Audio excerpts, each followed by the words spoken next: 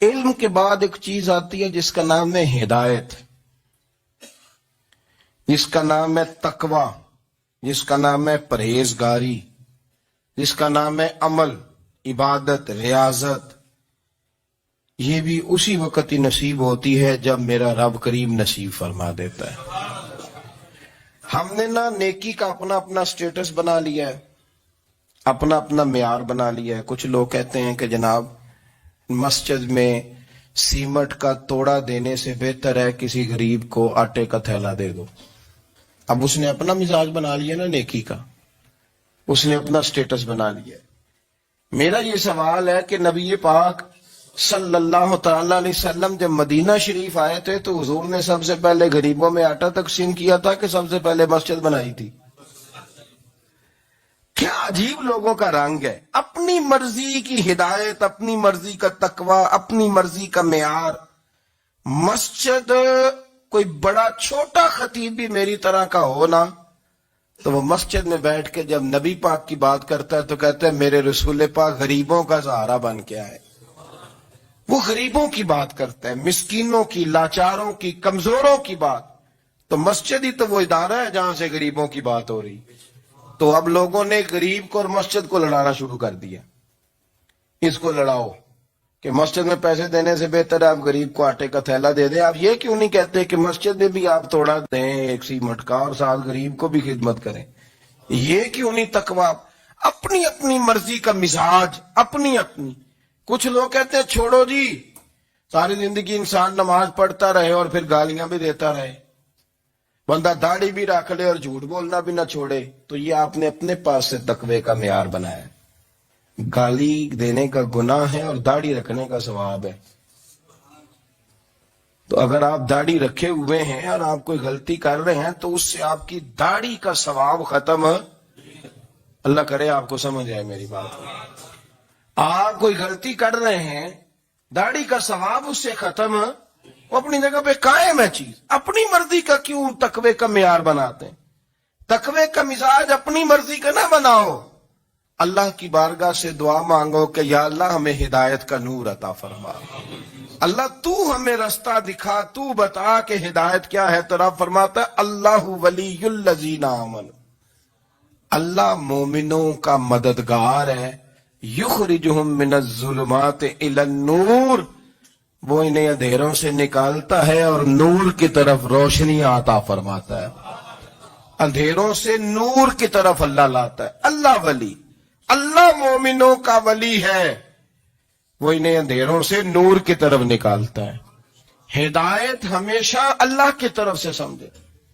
جب وہ نماز کی توفیق دیتا ہے تو اپنے فضل سے دیتا ہے، جب وہ ذکر کی توفیق دیتا ہے تو اپنے فضل سے۔ ہم سمجھتے ہیں ہو جی فلانا نہیں پڑھ رہا بڑا بیوقوف ہے، فلانا نہیں پڑھ رہا، تو کیا اپنی عقل کے زور پہ پڑھ رہا؟ میں جی اللہ کے فضل سے 2 سپارے پڑھتا ہوں، تو کس پہ احسان کرتے تو 2 سپارے پڑھ کے رویا کر کہ اگر مالک تو بڑا قریب نہیں۔ بڑے لوگ ہیں جن کو پورا قرآن حفظ ہے پر انہیں پڑھنے کی توفیق نہیں، تو انہیں فضل کیا اور مجھے توفیق دے دی ہے پڑھنے۔ رویا کر، پڑھ کے رویا کر، راتی ساری کر کر زاری، او نیند اکھاں تھی توندے تے فجرے اوہی گناہگار کہاون سب تو نیوے ہوندے۔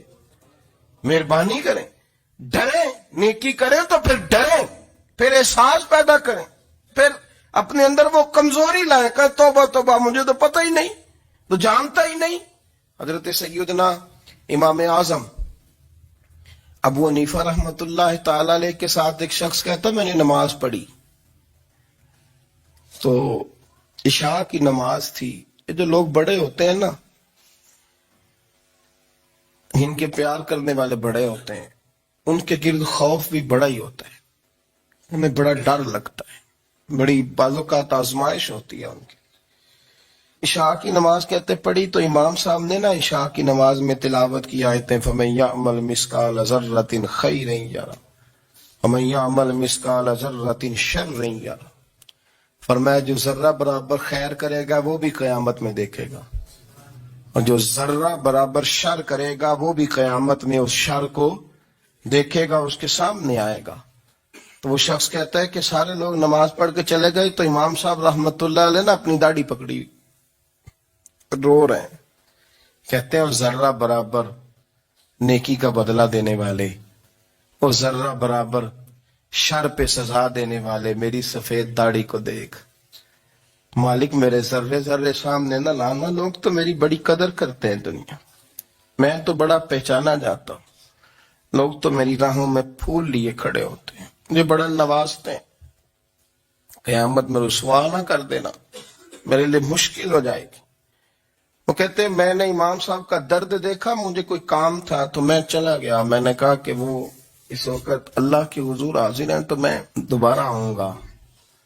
کہتے ہیں میں تہجد کا وقت آیا تو امام صاحب وہیں بیٹھے تھے اور ان کی داڑیاں آنسوؤں سے بھری ہوئی تھی اور زور سے داڑھی پکڑی ہوئی، کہنے لگے مالک رسوا نہ کر دینا، قیامت میں رسوا نہ کر دینا۔ یار جو ہدایت یافتہ لوگ تھے وہ تو ڈرے ہوئے تھے، وہ تو سہمے ہوئے تھے، وہ تو کہتے تھے یہ اس کا فضل نہیں، اس نے بلا لیا، یہ اس کا کرم نہیں۔ حضرت باعزید بستامی کسی کافر کو دیکھتے تو رو پڑتے، کہتے مالک تو کتنا قریب ہے، یہ بے ایمان رہ گیا، تو نے اپنے فضل سے مجھے اپنے نبی کا غلام بنا لیا، وہ رو پڑتے۔ یہاں تو لوگوں کا دعویٰ ہی بڑا ہے، نمازی اللہ خیر فرمائے وہ تو دوسروں کو گھورتا ہے، وہ کہتا ہے جنت کا میں مالک ہوں، کنجیاں میرے پاس ہیں، میں کسی اور کو گھسنے نہیں دوں گا، اور اگر 2-3 حج کر لے تو پھر تو وہ کہتا ہے کہ اب میرے سے پوچھ کے لوگ جنت میں جائیں گے معاذ اللہ، اور اگر وہ 2 4 5 7 دفعہ کوئی نفل پڑھ لے تو پھر وہ کہتا ہے چھوڑیں جی سارے لوگ بے عمل ہیں، میں اکیلا نیک ہوں۔ نہ ایسا کریں، اپنی توجہ اپنے رب پہ رکھیں، اپنی توجہ اپنے معین الملت والدین، عطا رسول، ہند الولی، غریب نواز، خواجہ معین الدین چشتی، حضرت خواجہ اجمیر، شاہ اجمیر، والی ہندوستان، آخری عمر میں نا سارا دن روتے گزر جاتا، ساری رات روتے گزر جاتے، ذرا سی کوئی بات کرتا تو رو پڑتے، آنکھیں آنسوں سے بھری رہتی۔ کئی دفعہ اپنے بھی پریشان ہو جاتے ہیں نا کہ یار تو ایک بات کی جان ہی نہیں چھوڑ رہا، تو خواجہ قطب الدین صاحب بختیار کاکی سے لوگوں نے کہا کہ آپ مرشد سے بات کریں، اتنا بھی تو نہیں نہ رونا چاہیے، ہر وقت اس کے آنسو کی کریے، عاشق دا کام ہی رونا تونا تے بنا رویوں نہیں منظوری، یہ عاشق سدا ہی روندا رہندا ہے، پاویں وصل ہوئے تے پاویں دوری، ہر وقت رونے کا کیا مطلب ہے؟ تو خواجہ قطب صاحب کہتے ہیں میں قریب گیا تو میں نے پیر دبائے، میں نے کہا سونیا لوگ تو کچھ بھی نہیں کرتے، تو نے تو کمال کر دیا، 90 لاکھ آدمی مسلمان کر دیا، دنیا کچھ نہیں کرتی، تو نے 50 سال ساری رات مسلح پہ بیٹھ کے رب راضی کیا، تو شہزادہ تھا، حضور کی اولاد تھا، لیکن معین الدین تیرا ایک پلاٹ بھی نہیں، تو نے طالب علم پالے، انہیں غریبوں کو دیا، انہیں نوازا، کوئی شے نہیں تیرے پاس، ہر چیز تو نے، ساری رات روتے ہو، سارا دن روتے ہو۔ تو خواجہ قطب الدین صاحب کہتے ہیں میں نے جب عرض کیا تو خواجہ صاحب مجھے گلے لگا لیا، چیخ مار کے روئے، کہنے لگے قطب الدین پتر داڑھی سفید ہو گئی، جانے کا وقت آ گیا، جو تو نے نیکیاں گنوائی ہیں وہ ہیں صحیح میرے پاس، پر یار کی بارگاہ میں پیش کرنے کے قابل ایک بھی نہیں، ایک بھی نہیں، تو بارگاہ تو دیکھ کتنی بڑی ہے، رسول کریم کی بارگاہ میں پیش کرنے کے قابل ان میں سے ایک بھی نہیں، تو آستانہ دیکھ کتنا بڑا ہے، کیا پیش کروں گا، کیا عرض کروں گا حضور کی بارگاہ میں، کس طرح؟ وہ یار جو بڑے تھے وہ تو ڈرے ہوئے تھے، سہمے ہوئے تھے، وہ تو بڑی آزمائش میں تھے، لیکن میرا اور آپ کا رٹا 2 نمازیں پڑھ کے 6 نمازوں کا دعویٰ کرنا اور لمبی چوڑی کہانیاں بنانا اور اپنے منہ سے اپنی تعریفیں کرنا، اس سے تھوڑا باہر آئیں۔ رزق بھی میرا اللہ ہی دیتا ہے، علم بھی اللہ دیتا ہے، رزق بھی۔ بڑے بڑے فقیروں کو مالدار ہوتے دیکھا، بڑے بڑے مالداروں کو فقیر ہوتے دیکھا، بڑے بڑے، میرا ایک بڑا سخی قسم کا سجن ہے، بڑا پیارا ہے، میں اسے سخی مانتا ہوں. میں نے اپنی پریشانیوں کے دنوں میں بھی اس شخص کو سخی دیکھا. ایک دن رات کو مجھے ٹیلی فون کر کے کہنے لگا کدھر ہو؟ میں نے کہا میں گھر ہوں. انہیں اکثر سفر میں ہوتے ہو نا.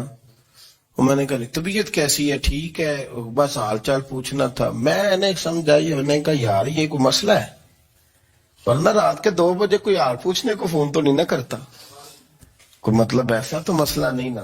تو میں نے بیک کال کی. میں نے کہا یار میری بات سن, مسئلہ کیا؟ کہ نہیں کچھ نہیں دل کر رہا تھا. میں نے کہا میری گل سن, رہے اسی 4-5 سال کٹھے, میں تین جاننا, اصل بات کر.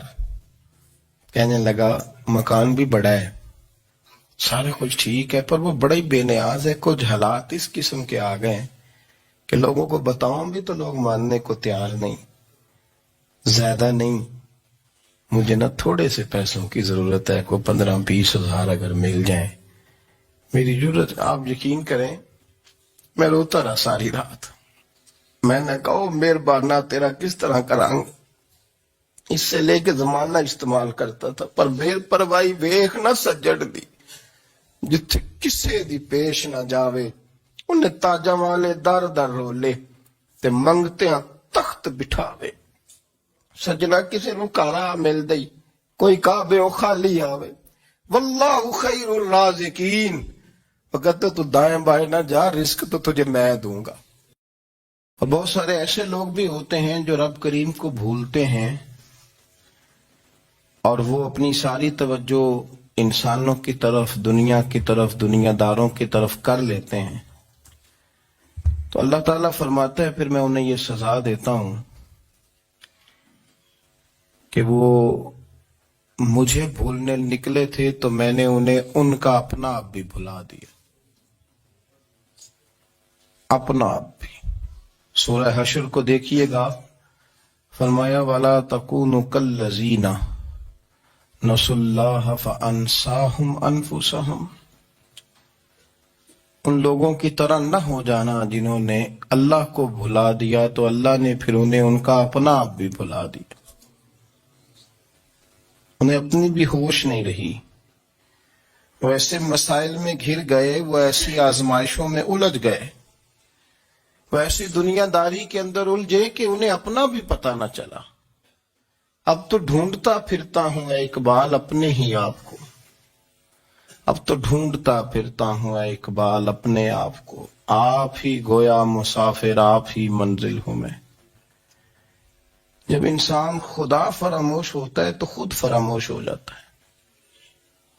ہمارا بڑے زمانے سے تکیہ ہے, کبھی امریکہ پر, کبھی یورپ پر, کبھی برطانیہ پر, کبھی مالداروں پر, کبھی اسلحے والوں پر. اس کا نقصان یہ ہوا کہ اپنا کوئی وجود نہیں رہا, اپنا کوئی نظریہ نہیں رہا, اپنی کو سوچ نہیں رہی. ایسے محسوس ہوتا ہے کہ کوئی منشور نہیں, کوئی دستور نہیں, لگام منہ میں ہے اور اس کا سرا کسی کے ہاتھ میں ہے, وہ جدھر چاہتا ہے ہمیں گھما لیتا ہے. اللہ فرماتے ہیں یوں نہ ہو جانا کہ تم رب کو بھلا دو اور پھر تمہیں اپنا آپ بھی بھول جائے. اولئک ھم الفاسقون, فرمایا یہ وہ لوگ ہیں جو نافرمان ہیں اللہ کے, یہ نافرمان ہے. جب یہ نظریہ بن گیا, جب یہ ذہن بن گیا کہ پیدا اللہ نے کیا ہے, دینا اللہ نے ہے, عطا کرنے والا اللہ ہے, نوازنے والا اللہ ہے, تو پھر ساری توجہ دنیا داروں کی طرف رکھنا. میں اللہ والوں کی طرف توجہ رکھنے کا قائل ہوں, میں وہ سمجھتا ہوں, ہم اس چیز کے قائل ہیں, لیکن وہ بھی کوئی آستانہ ہے کہ جہاں حق مرشد کا نعرہ تو بڑا لگے پر رب کا نام ہی نہ سننے کو ملے. یہ بھی کوئی بات ہوئی کہ جہاں یہ تو نعرہ زور سے لگے کہ جیوے جیوے مرشد جیوے, لیکن استغفار کا درس ہی نہ ملے. ہر وقت یہ بتایا جائے کہ یہاں آ گئے تو بچ گئے. کیسے بچیں گے؟ میرے رسول پاک علیہ السلام کا دروازہ سب سے بڑا دروازہ ہے, حضور کا دروازہ سب سے بڑا دروازہ ہے. لیکن میرے دوستو یاد رکھنا, نبی پاک علیہ السلام نے بھی لوگوں کو جب رستہ دکھایا ہے تو رب کریم کا رستہ دکھایا ہے. اللہ کا رستہ دکھایا، اللہ کریم کا رستہ دکھایا، لوگوں کو رب کی طرف توجہ کرائی۔ میرے رسول